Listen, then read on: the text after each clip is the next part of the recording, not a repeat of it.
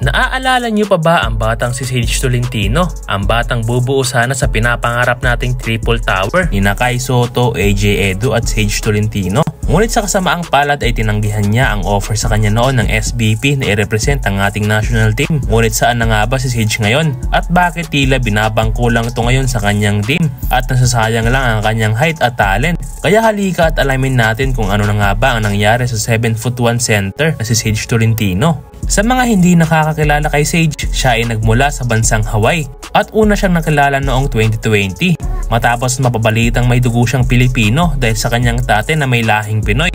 At mas lalo pang umingay ang pangalan ni Sage Tolentino noon dahil sa kanyang tangkad na kasalukuyan noong 6'11" at sa mga panahong yun ay may edad lang siyang 15 years old at kasabay niya noon si Kai Sotto.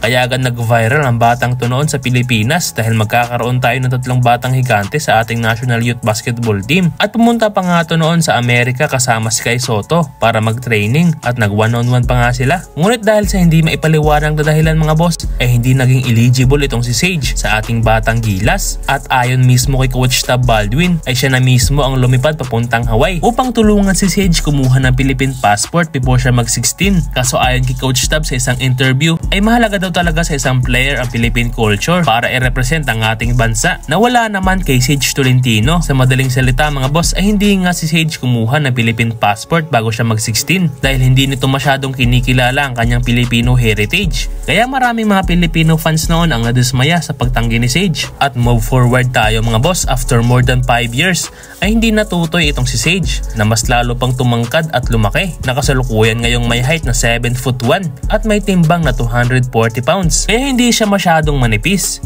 Naglalaro siya ngayon sa Asheville University. At ang nakakalungkot lang dito mga boss ay hindi ito masyadong nabibigyan ng playing time at natatenga lang to sa upuan. Bago pa man ito mapunta sa Asheville ay marami na itong napuntahang eskwelahan sa Amerika. Kagaya na lang ng Cincinnati Bearcats kung saan naglaro lang siya ng 5 games at binabangko lang siya sa kanyang team.